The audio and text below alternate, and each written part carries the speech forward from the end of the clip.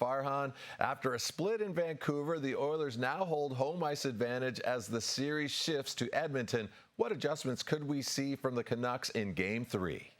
Well, it's not like Tocchet's got a white knight available that he could just insert into the lineup and they could all of a sudden blanket Draisaitl and McDavid.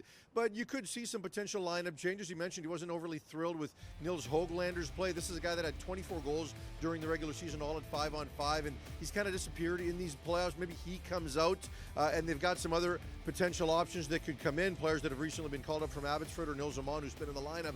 And then also Noah Juulsen, who's been their seventh defenseman. He could draw in. Tyler Myers left for 7 minutes earlier in the game, and they're not sure what his status is going to be going forward for Game 3. So he could potentially get in. He might get in for Ian Cole. He might just get in by choice. You never know as the coach looks to shake something up. But I think more than anything else, what disappointed Tocchet is just how little they possess the puck. They spent so much time defending. He said there were times that they were just not necessarily intimidated by Draisaitl and McDavid, but that they maybe gave them too much respect. You saw moments, especially in the third period, how much they collapsed and how they were just trying to flip pucks out. He wants this team to possess the puck, and then when they've got the puck, be confident enough to make plays with it like they have for such large chunks of the regular season.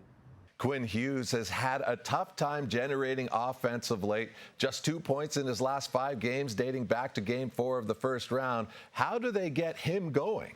Well, I think at the top of the list of players that have been defending too much, I think, is Quinn Hughes. He's played 52-44 so far through 2 games, and really he's been a net neutral. And generally when Quinn Hughes plays for the Canucks have a 2-to-1 edge in scoring chances in terms of shot share and things of that nature, and it just hasn't gone that way. And if it's going to be net neutral, I mean, Edmonton is going to be counting that as a massive victory for them. So far, Hughes has had just 2 shots through 2 games. He's been on the ice for just 2 scoring chances, just 1 high danger, and just 1 rush attempt. Hughes can't play that way. He's taken 5 hits through 2 games. It's no different than Nashville. They were targeting him. They're trying to make things difficult for him. And Tocchet says maybe there are times you could get the puck a little bit later, move it sooner, play a bit more of a give-and-go game, try to get it a bit later up ice, and be more aggressive with it. And he hasn't necessarily seen a ton of Draisaitl and McDavid, so there is no excuse for Hughes right now despite the heavy minutes. The Canucks need him to tilt the ice, otherwise they don't have a path forward in this series. Hughes produced 8 points in the regular season against Edmonton, his second most against any team this season.